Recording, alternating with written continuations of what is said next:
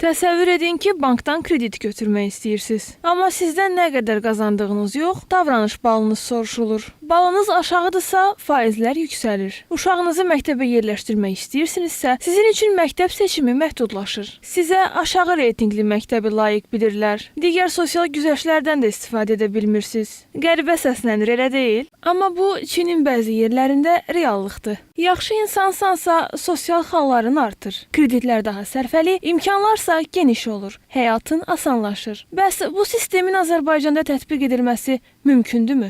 Sosiolog Yusif Nəbiyev bildirir ki, sosial kredit modeli onsuz da cəmiyyətdə sosial siyasətin bir parçası kimi tətbiq olunur. Bir banka əgər onun nə vaxtsa bir ləngiməsi olubsa, bundan bütün bankların onsuz da xəbəri olur və o adama kredit vermirlər. Və yaxud da ki, dövlət dairələrində Azərbaycanın özündə belə bir vergi tarixçəsinə baxılır bütün sahibkarların. Əgər onun vergi tarixçəsi şəffafdırsa, onun rahat işləməsi üçün şərait yaradılır. Bizim xalqımızda bir rezonans yarada biləcək, bir sosial dayaq tapa biləcək bir yanaşmadır. Bu sistem özlüyündə əslində ədalətsiz bir sistem deyil, hətta ədalətli sistemdir. Mütəxəssis əlavə etdi ki, bu model ədalətli şəkildə icra edildikdə məsuliyyətli vətəndaş formalaşmasına xidmət edə bilər. Bu ədalətsiz şəkildə kimlərinsə şəxsi maraqları üçün, siyasi maraqları üçün tətbiq olunacaqsa, bu yaxşı vətəndaş modeli yox, bu sadəcə tabe olan, boyun əyən, müti vətəndaş modeli yaradacaq. İnsanlardakı qorxunu daha da artıracaq.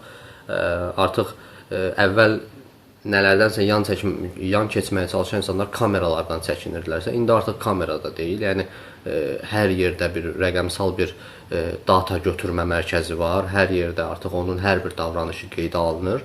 Ona görə də burada düşünürəm ki, əsas məsələ onun başında duran icra edicilərinin kim olub olmaması məsələsidir. Hüquqşünas Ramil Süleymanov isə bildirir ki, sosial kredit sisteminin tətbiqi şəxsi məlumatların toplanması baxımından düzgün deyil. Ümumiyyətcə insanların müxtəlif belə deyək də çağırışlar altında, müxtəlif dırnaqarası qiymətləndirmələr altında insanların şəxsi məlumatlarının toplanılması, onları hansısa bir mərkəzlərdən asılı vəziyyətə salınma, hesab eləyirəm ki, bu şəxslərin şəxsi toxunulmazlıq hüququnun pozuntusu hesab olunacaqdır. Çin belə qəribə qanunları ilə çox maraqlıdır. Amma oranın insanı bu qanunları qəbul edir və buna tabe olurlar. Amma indiki halda Azərbaycanda bunun tətbiqi hesab eləyirəm ki, doğru deyil və yol verilməzdir. Deputat Fazil Mustafa isə bildirir ki, bu sistemi əvvəlcə öyrənib qiymətləndirmək daha məntiqli yanaşmadır. Hər dünyada baş verən sistemi bizə tətbiq eləmək bir qədər fərqli ola bilər Çində, çünki əhali sayı çox, rəqabət çox və bu rəqabəti biraz azaltmaq üçün ən azı qabaqlayıcı bir tədbirdir.